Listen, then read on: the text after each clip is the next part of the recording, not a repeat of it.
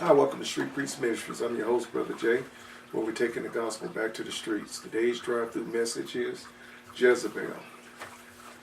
So turn in your Bibles to 1 Kings 16:31. Chose today's message because I just taught on, you can get to teaching on the religious mob, about the ecumenical movement. All the churches come together to iron out their differences and form this one world religion that's coming on the scene. And this false religion that's coming, it's a woman in history that actually have to carry that out on the embryonic scale. And her name is Jezebel. Now when people think of Jezebel, we usually think of either a whore or a wicked woman or a woman that wears makeup. You know, I've heard you get all different kind of mental images of what a Jezebel is. But the real Jezebel of history, yes, she was wicked. She did paint her face. She first one recorded in the Bibles, noted as wearing makeup. She was very prideful, but she was a killer. She was ruthless. She was a bloodthirsty, draconian woman. That's what she was. The real Jezebel of history. Now, the real Jezebel of history, she lived in the 9th century BC. And she was actually the daughter of a king of the Zidonians, the Phoenician people. They were known for boat builders, artificers in ships and maritime. They were very advanced. They were very pagan. They had 1,000,000 gods themselves. Now her dad's name was Ethbal, and Ethbal very name means man of Baal. You know, Baal was the sun god of those ancient cultures in ancient Samaria and Chaldea and all of the air territory, Canaanites. Baal and Ashtoreth. Ashtoreth were the moon goddess. And she was a high priestess of the sun god. She was a daughter of Ethbal, like I stated, and was king of the Zidonians. Now, her dad came to power. He was a ruthless killer himself.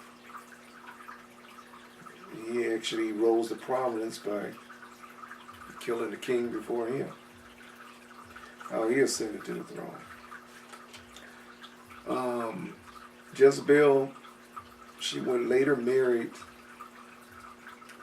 Ahab in the Bible, and she built a temple to the sun god in Samaria, an elaborate temple at that. And she placed 450 false prophets, corrupt priests, in the temple. And she also built and erected another sanctuary of another 400 false prophets and priests, which she fed at her own table and she dined with. Okay? Now, we turn to 1 Kings 16:31. We'll find out about Jezebel first coming on the scene.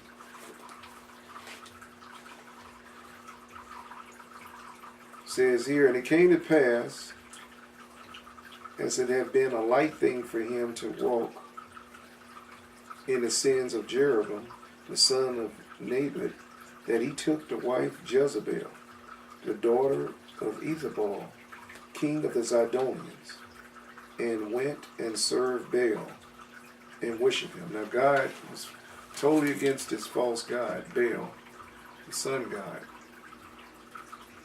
that the then heathens worship. Now Jezebel's very name, by the way, means chase free from carnal connection. Her very name means, you could easily translate it as cold-blooded killer, or having no restraints at all, extremely wicked. So her very name lets you know that this woman was ruthless. Now, turn to, just wanted to set the backdrop here, that he married, and that God had forbade them to marry outside their people because of this very fact, that they could seduce these kings and introduce them into idol worship and worshiping false gods, which God promised to curse them in Deuteronomy if they did do it. So Satan makes sure he set them up for this almost every time. 1 Kings 21:1.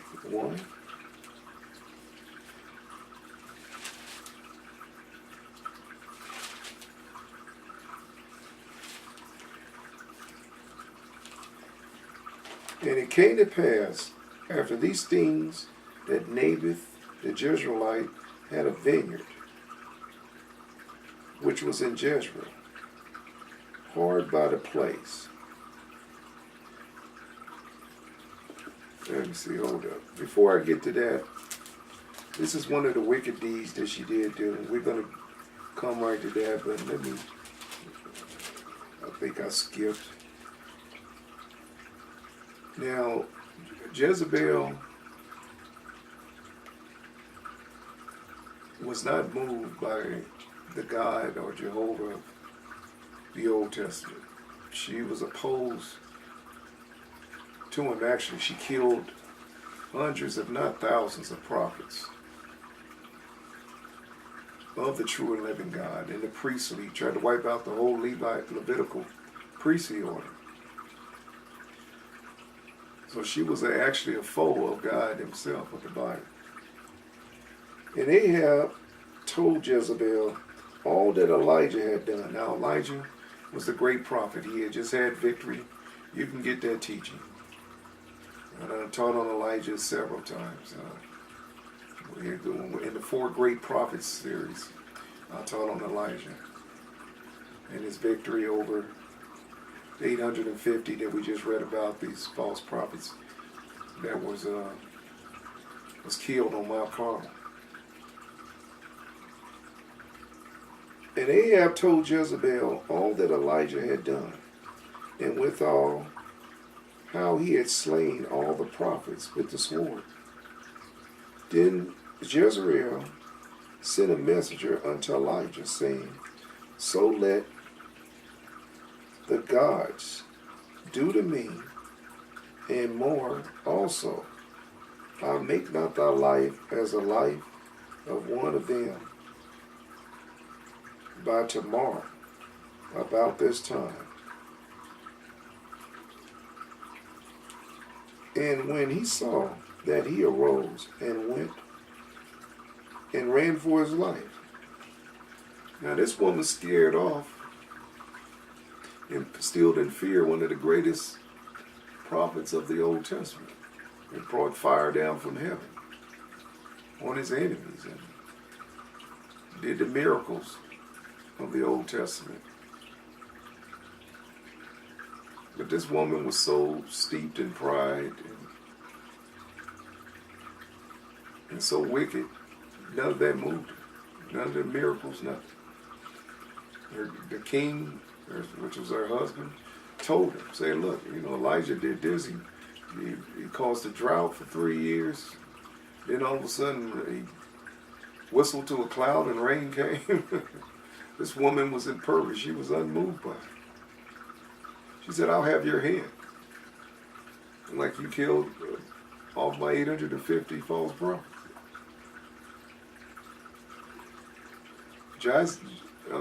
Elijah really thought that this woman would be converted after all the miracles that was done. No, this woman was impervious to it.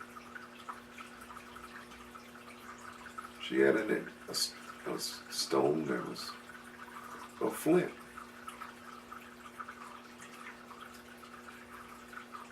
She had a heart that was a flint.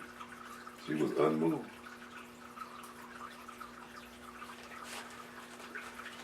Now, we'll go to 1 Kings 21:1. This gives you insight on how cold and calculating this woman really was. Like I said, when you think of this woman, you think of a woman with no boundaries, nothing she wanted.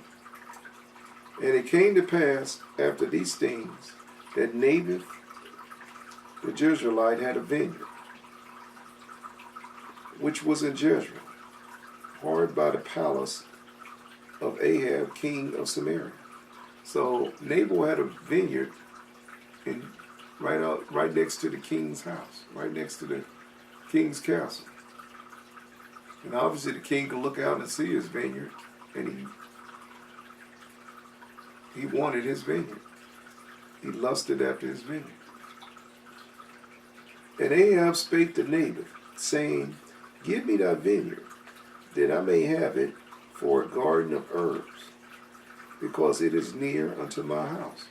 And I will give thee for it a better vineyard than it.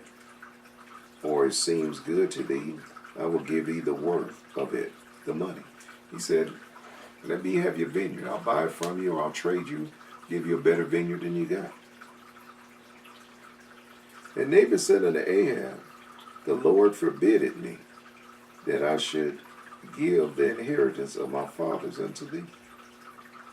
Each one had a lot as they went into the land of milk and honey that God had promised, in the land of Canaanites, Perizzites, Jebusites, all the ites. God gave them the land to possess it. He said, this will be yours for generation to generation. So this was his family's inheritance, and he wasn't willing to give it up to the king. And Naboth said to Ahab, The Lord forbidded me that I should give the inheritance of my fathers unto thee. And Ahab came unto his house heavy and displeased. So now the king's depressed,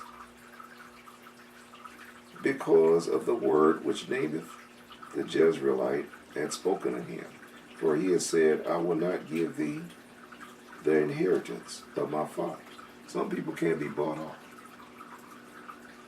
Some people, they have morals, they have principles they live by.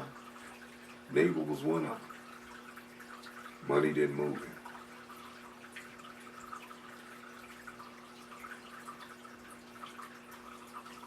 I will not give thee the inheritance of my fathers. And he laid him down upon his bed and turned away his face, and would not eat no bread. It's like a pouting king here. But Jezebel, his wife, came to him and said unto him, Why is thy spirit so sad, that thou eatest no bread? She said, What's wrong with you? Why are you not eating? What are you so depressed about? And he said unto her, Because I spake unto Naboth the Jezreelite, and said unto him, Give me thy vineyard for money, or else if it please thee, I will give thee another vineyard for it. And he answered, I will not give thee my vineyard. And Jezebel his wife said unto him, Dost thou not govern the kingdom of Israel? Arise and eat bread, and let thine heart be merry. I will give thee the vineyard of Naboth the Jezreelite. See how cold and calculating this woman is? So she wrote letters in Ahab's name. She forged some letters. She's the power behind the throne office. He's a weak male. He's a weak king. His wife is running the kingdom.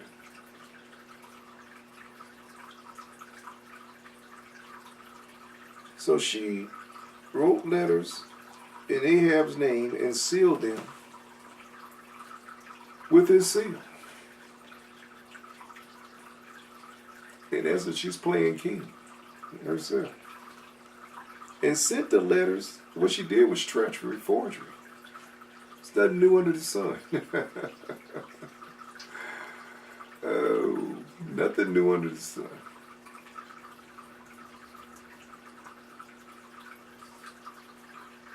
And sent the letters unto the elders and unto the nobles that were in his city, dwelling with Naboth. And she wrote in the letter, saying, proclaim a fast, and set Naboth on high among the people, and set 2 men, sons of Belial. Nothing like them sons of Belial. She's going to plant 2 false witnesses to set Nabal up and accuse him, what was equivalent to treason. And set the 2 men, sons of Belial, before him to bear false witness against him, saying, thou didst blaspheme the God and the king, and then carry him out and stone him, that he may die. Nothing new under the sun. I just got through teaching on Judas.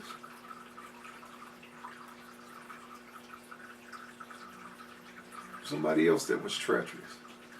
Sold his master out for 30 pieces of silver. Now here's this woman, bearing false witness against a just man, an honorable man 1,000 times more honorable than her,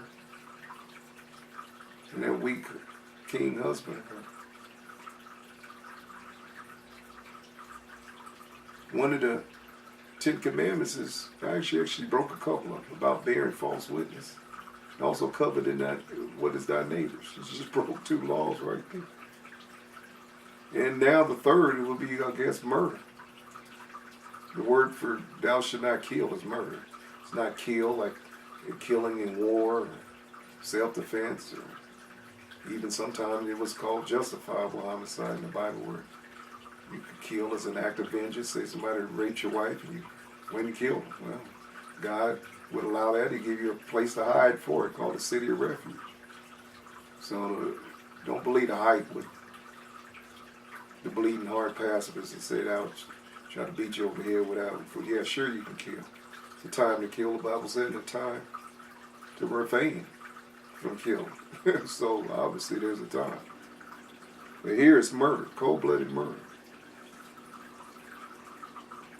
Saying, thou didst blaspheme God, the king, and carry him out and stone him. And the men of the city, even the elders and the nobles, and were the inhabitants of the city, did as Jezebel had sent unto them, and as it was written in the letters which she had sent unto them. They proclaimed a fast, and set Noble on high amongst the people. And there came in 2 men, children of Belial, and sat there before him. And the men of Belial witnessed against him, even against Naboth, in the presence of the people, saying, Naboth did blaspheme God and the king.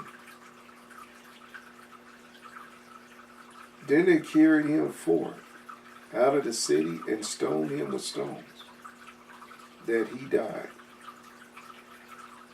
Then they went to Jezebel, saying, Naboth is stoned and is dead. And it came to pass, when Jezebel heard that Naboth was stoned and was dead, that Jezebel said unto Ahab, arise, take possession of the vineyard of Naboth, the Jezreelite, which he refused to give to thee for money. For Naboth is not alive but dead. And it came to pass when Ahab heard that Naboth was dead, that Ahab rose up to go down to the vineyard of Naboth, the Jezreelite, to take possession of it. And the word of the Lord came to Elijah the Tishbite, saying, Arise, go down to meet Ahab, king of Israel. God ain't going to let you get away with it. She thought she got away with murder. The killing of this just man, Nabal, was about to bring down their whole kingdom. Sometimes you could do just one act against God's one of his chosen, and that'll be your last act.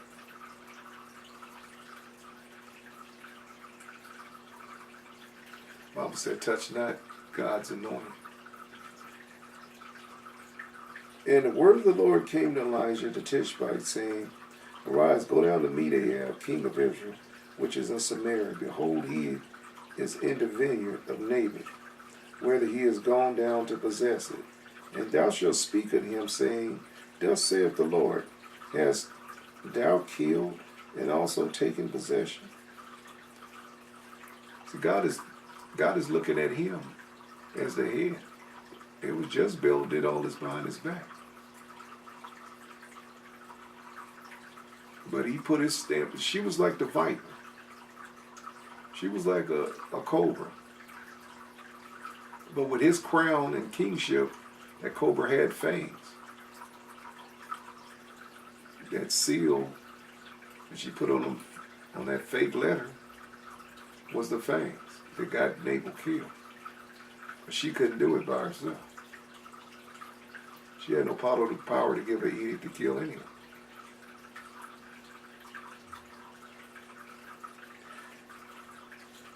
And thou shalt speak unto him, saying, Thus saith the Lord, In the place where the dogs lick the blood of Naboth, shall the dogs lick thy blood, even thine.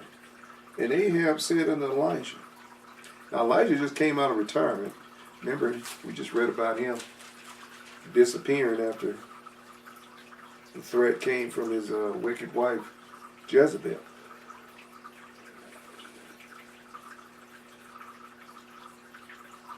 Now, God just pronounced the very same spot where you're standing right now, the dogs are going to lick your blood up. You're going to die. And obviously, it's not going to be a death of natural causes if there's blood flowing. Thou found me, O mine enemy, he tells Elijah. And he answered, I have found thee, because thou hast sold thyself to work evil in the sight of the Lord. Behold, I will bring evil upon thee, and I will take away thy prosperity. Give me thy posterity. And I will cut off from Ahab him that pisseth against the wall. Said any male that pisseth against the wall, that's your male descendants are cutting off. So all the princes are going to die. See, God has a slow will of justice. You may think you're getting away with being evil, and he'll let you get away for so long. May let you get away with years. May let you get away with it for years. But that slow will of justice will eventually get around to you and run over and crush you. That's what we're about to witness here. Behold, I will bring evil upon thee, and will take away thy posterity, and will cut off from Ahab him that pisseth against the wall, and him that is shut up and left in Israel, and will make thine house like the house of Jeroboam, the son of Naboth, and like the house of Baasha, the king of Ahab. These were former kings, sons of Solomon, that went into extreme Ashtoreth and Baal worship. Of Baasha, king of Ahijah, for the provocation wherewith thou hast provoked me to anger. God said, this wickedness that you've done, this murder, have provoked me to anger. Now I'm pissed off. You don't want to piss God off. You don't want to piss my God off of the Bible. It's bad enough if he just let you be and you die and you go to hell, but to piss him off and add extra coals to the fire, that you don't want to do.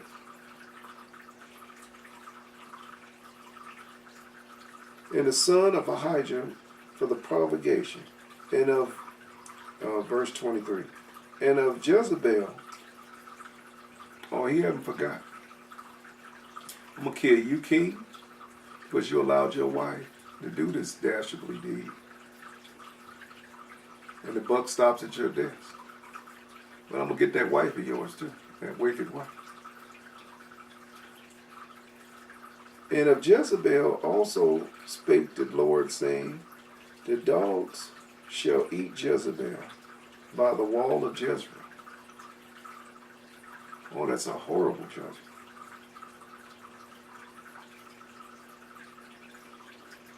And him that dieth of Ahab in the city, the dogs shall eat. And him that dieth in the field shall the fowls of the air eat. Divine judgment. Not even going to get a decent burial.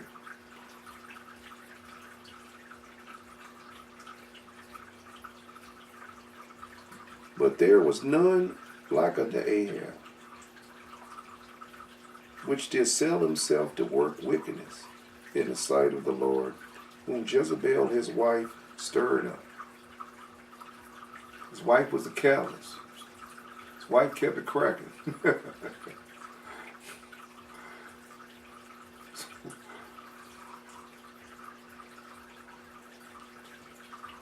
And he did so very abominably in following idols, according to all the things as he did of the Amorites, which the Lord had cast out before the children of Israel.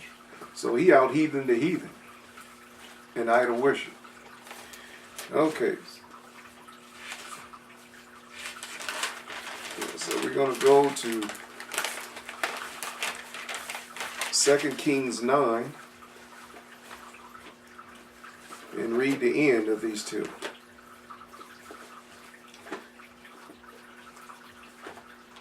Now this wicked woman was defiant. She was heartless. She was ruthless. Like I said, she killed hundreds, if not thousands, of God's prophets. She was bloodthirsty, draconian, despot. She had no heart. She was a killer. She was wicked.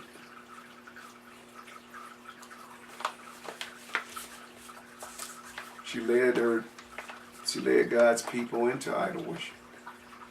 And like I said, she was a high priestess of Baal herself. And if you know anything about some of those rituals that were done, that's where the whoredom come in. Actually, most queens that you read about in ancient antiquity were whores anyway. They seduce men for power, to gain power for various reasons. But in her case, she was a high priestess, which more or less entailed sexual rites were involved. Sometimes orgies or religious rites they would call in quotes. Or they would do, you could just say blasphemous things that went against God and His word to be ordained His people to do in the Bible. That's why God brought the hammer down on them. Okay, so in 2 Kings 9, we're going to read about the judgment coming to fruition regarding Jezebel.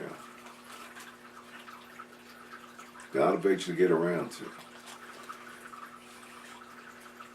Now, because of Jezebel, she had Israel steeped in corruption. Bribes was a thing. Sinning unabashedly.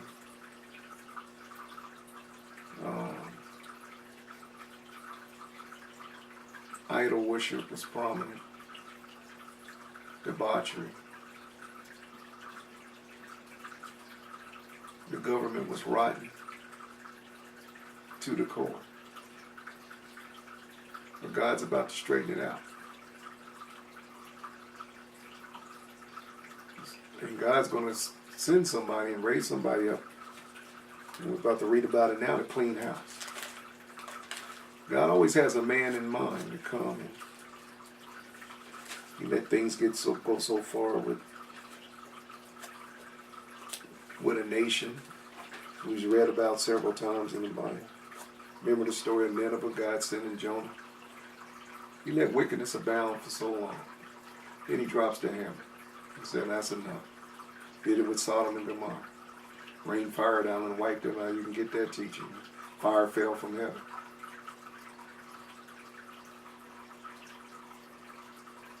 And here's the judgment of this wicked one. And Elijah the prophet called one of the children of the prophets and said unto him, Gird up thy loins, and take thy box of oil in thine hand, and go the Ramoth Gilead. And when thou comest thither, look out there for Jehu. Now Jehu, God's going to anoint. This is going to be the killer here. Here comes a bigger killer. Somebody, but God always has somebody more ruthless coming on the scene to deal with the ruthless. And my dad used to have a saying. He said, son, you get a snake to deal with a snake. You get a pit bull to deal with a pit bull. So God's going to bring someone on the scene that's it's more ruthless than Jezebel to deal with her. So she's ruthless. Become a more bigger killer, more cold-blooded killer than her. And this person is anointed of God. I want to point that out. God's anointed. God sets up kings and kingdoms. And he hasn't changed until this day. And he'll bring in somebody to handle the ruthless.